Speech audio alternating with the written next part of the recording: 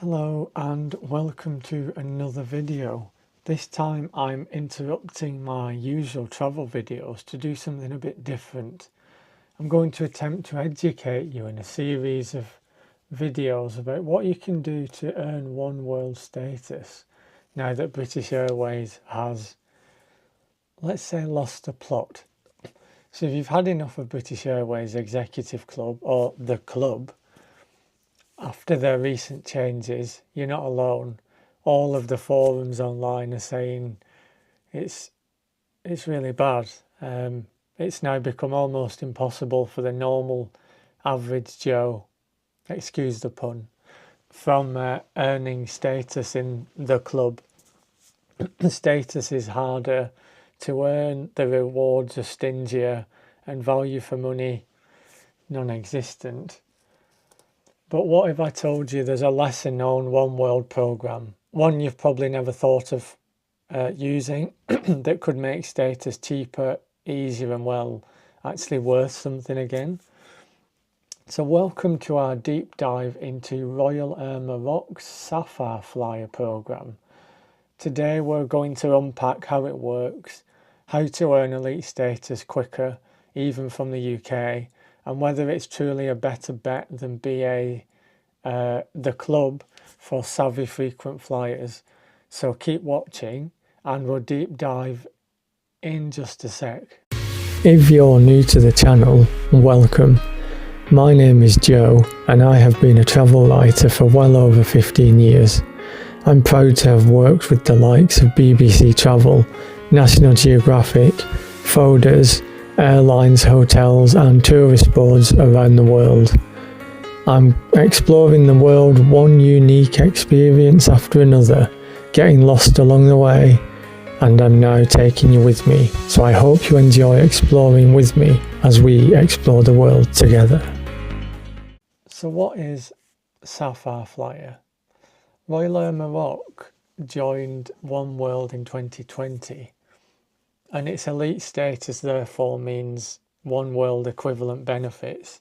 So in the Safar program, there are 4 tiers. There's the blue level, which is the base level that you get for free and you don't get any benefits. The silver is equivalent to Oneworld Ruby. Gold is equivalent to Oneworld Sapphire. And platinum is equivalent to Oneworld Emerald. So I'm going to refer to it by the Sapphire colours, not the Oneworld ones, just so it's easier to understand. And within this programme, you earn 2 types of miles. So you earn award miles, and these are for redeeming flights and upgrades like Avios. And you earn status miles, which are the important ones for gaining elite status.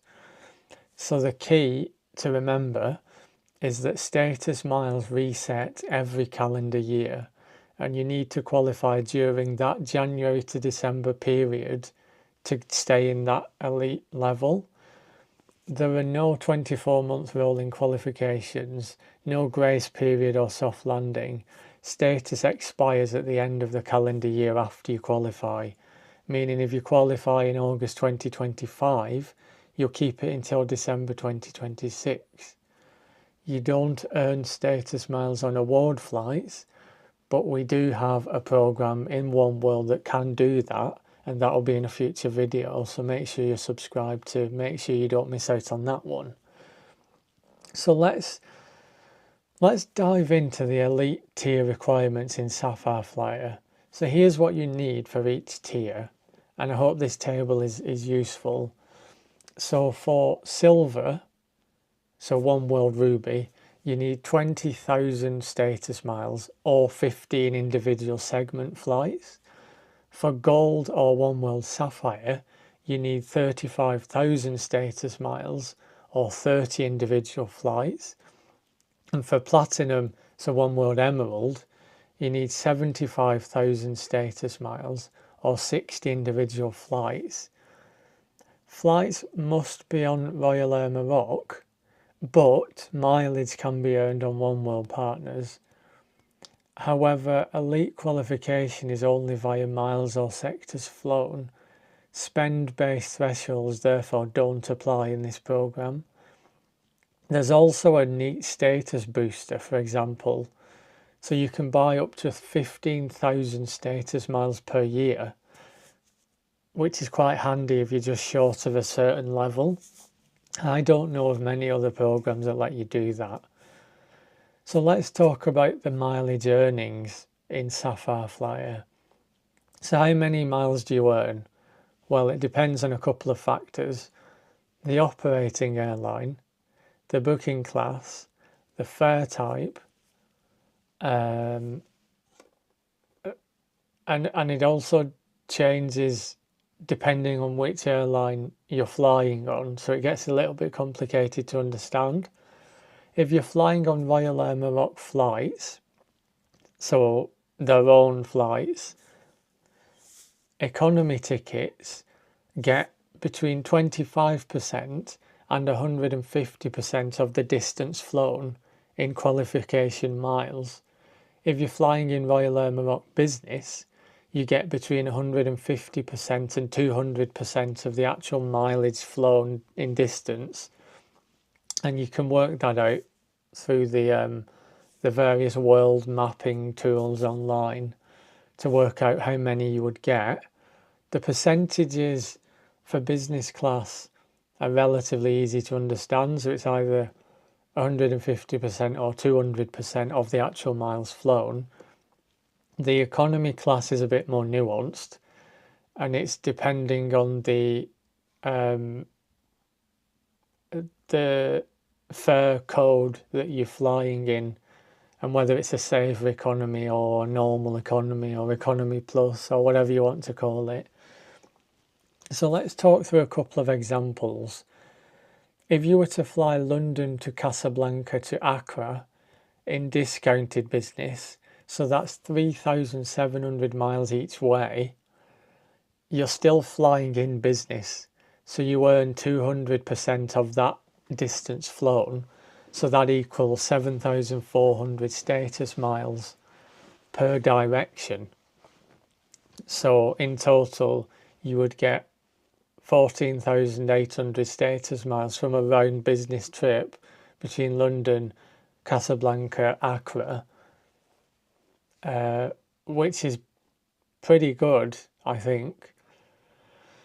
If we look at Oneworld flight example, so not on Royal Air Maroc metal, you can still earn mileage from British Airways, Qatar, Iberia, Finnair, all of the other Oneworld airlines, but earning rates vary a lot more.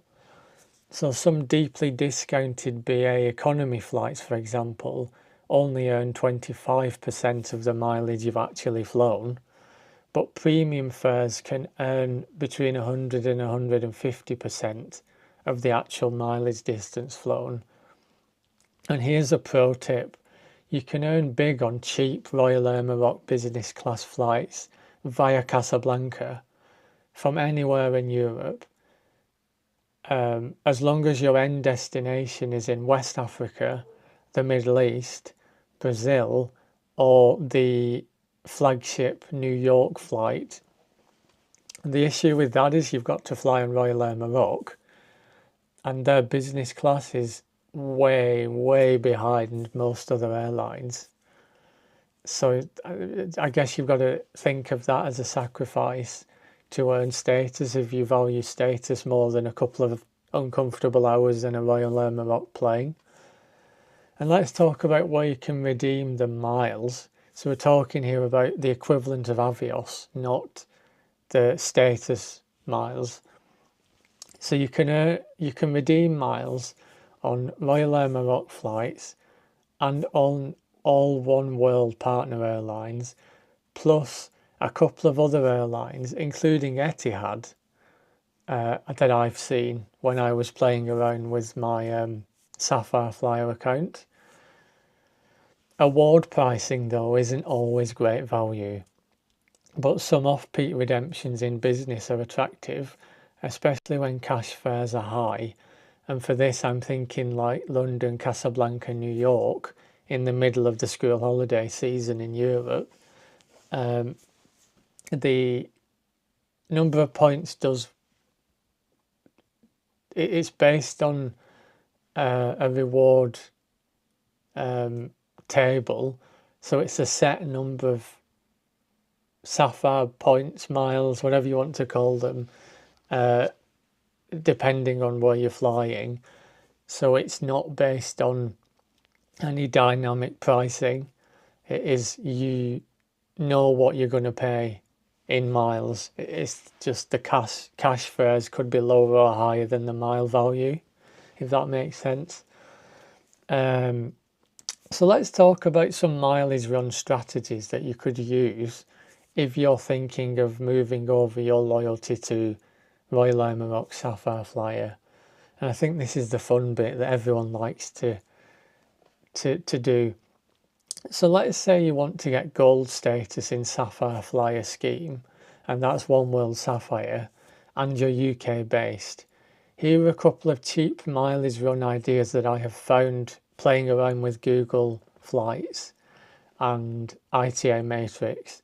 Option 1, Royal Air Maroc business class runs from Europe. So if you were to fly from Milan to Casablanca to Beirut in I class, you can find flights for that price between £500 and £650. So this is a return. Yes, you need to get to Milan and you're ending up in Beirut, but you can play around with the destinations. These are just the ones that I found. So that would be approximately 7,600 miles flown in distance, because you're kind of backtracking to go back over Italy again.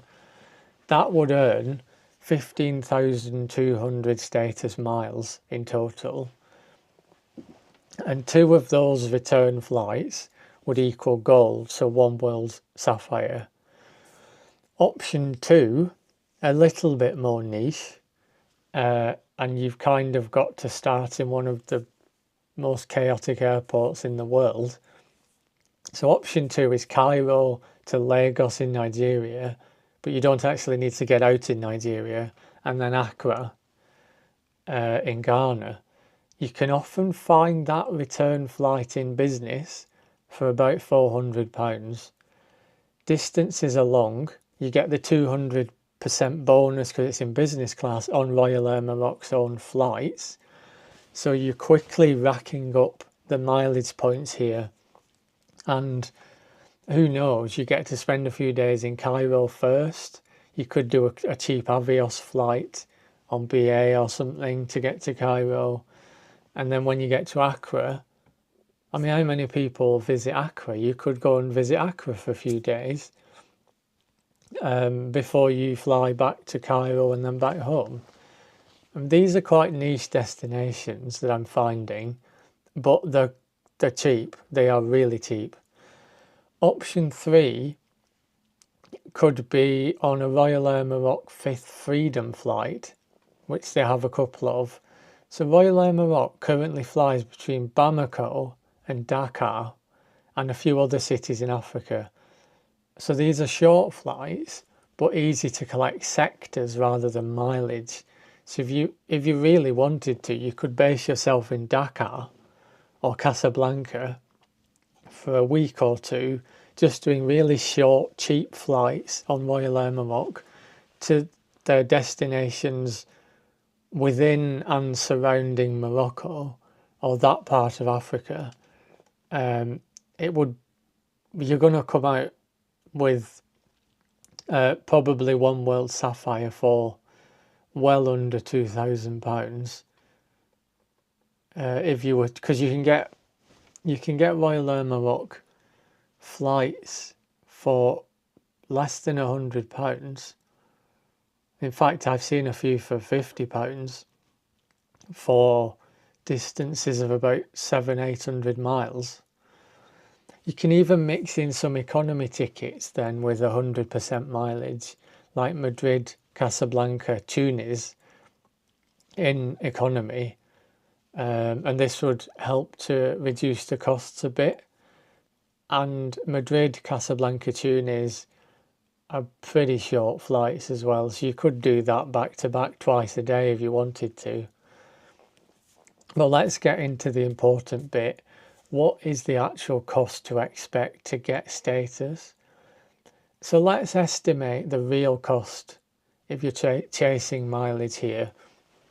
For Sapphire, so Oneworld Sapphire, which is 35,000 status miles, you're ideally looking at needing to take 3 times £600 business class runs to West Africa and back.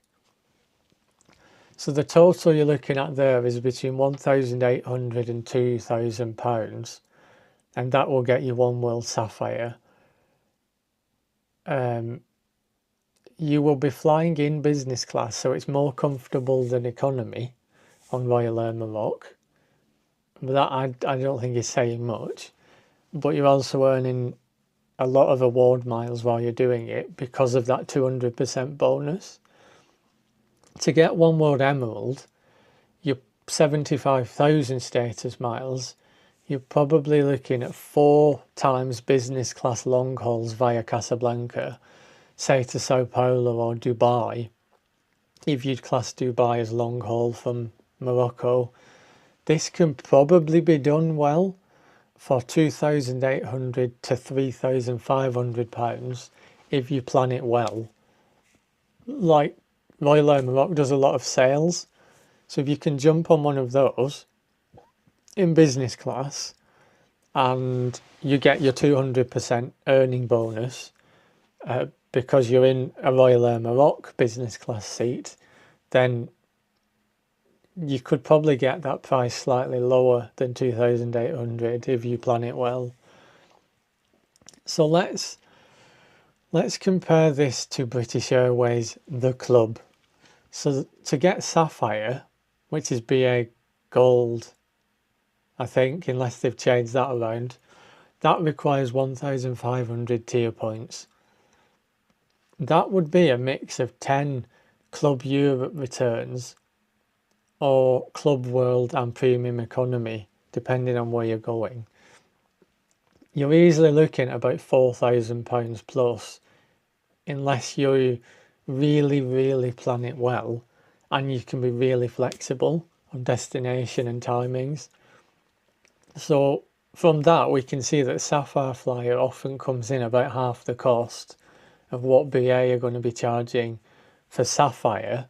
It's probably 3/4 less than BA would charge, if not even more, to get the equivalent of Oneworld Emerald.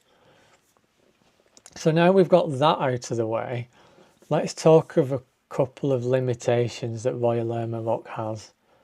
No program's perfect, and Royal Air Maroc may be one of the least perfect in Oneworld. So there's no grace period. When your status expires at the end of the calendar year, it's gone and you drop back down to blue, to the very lowest status. There's no soft landing that I can see. I've read through the T's and C's and everything on the Royal Air Maroc website. If you find anything that contradicts this, please let me know in the comments. But I'm pretty sure that you just drop down to the lowest tier.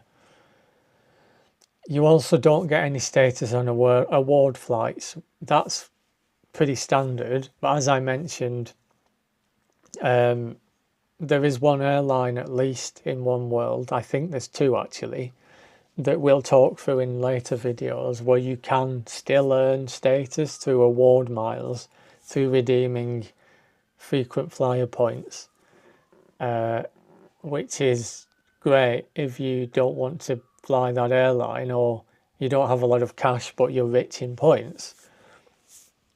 The other issues with the Safar Flyer and the Royal Air Maroc process in general, the website is absolutely dreadful. It's very clunky, account updates are slow, and linked to that, the customer service is lacking, if existent at all. and there's also lounge access consistency outside of Morocco. Royal Air Maroc apparently doesn't have a lot of agreements in place with third-party lounge providers, like a lot of the other Oneworld airlines do, if it's not their own hub. So you probably want to double check if you're actually going to want to use the lounge, whether you can, which is a bit of a downside if the main purpose of getting access to a lounge is why you're aiming for status. I may be over-exaggerating this, but I've heard a lot of issues with that. But to be honest, if you're in a hub that has a Oneworld airline in it anyway, in their own lounge, and that's your main travel habit, then you should be fine because it's Oneworld. Oneworld is Oneworld. So let's talk about why the Safar Flyer might be better than BA's The Club. So let's be honest, BA has now made it ridiculously hard to get tier points, and the thresholds are just crazy. There's no lifetime status until 35,000 tier points. Short haul redemptions are often poor value, and BA's customer service is also a bit crap. So on Royal Air Maroc, you can qualify with mileage alone, including discounted business, which more than likely still gives you 200% of the distance flown. I would say with Royal Air Maroc, you're probably wanting to focus on the distances flown, not the sectors. You can fly Royal Air Maroc from Europe too, without setting foot in the UK. So you can avoid air passenger duty if you're willing to start in Spain, Italy, France, Germany, Belgium, I think, a couple of other countries. And best of all, your status lasts until the end of the calendar year, the following year, I think. And I've got a caveat, I think. The terms and conditions in the Royal Air Maroc Safar Flyer website thing is very, very difficult to understand. And some bits are contradictory. So for example, on the how long you keep your status for, somewhere in the documents that I saw, it said it's only a 12-month recurring process. However, if you were to qualify in, let's say, April, and the calendar year does run from January to December in Royal Air Maroc, that's clear. If you were to qualify for higher status in April after the January, surely they're not going to make you wait until the next January to uplift you to the next status.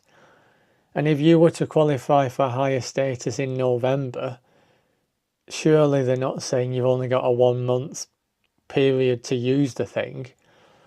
My understanding, and this slightly contradicts what I said earlier in the video potentially, my understanding is that you qualify at whatever point in the year you qualify, you keep that whole rest of the year and you get the following year.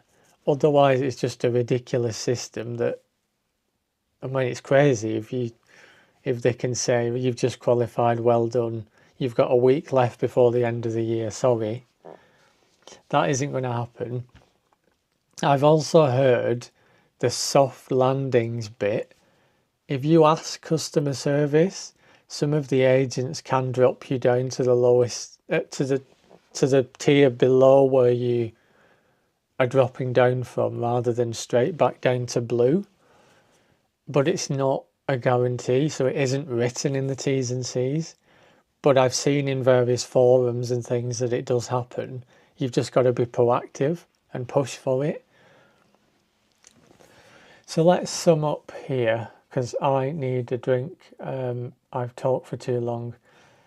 If you're strategic, especially with premium cabin fares on Royal Air Maroc aircraft at lower prices than most other airlines, because you're flying via Morocco or that part of the world, Safar Flyer might be your new best friend now that BA's The Club has shot itself in the foot and the arm and the face.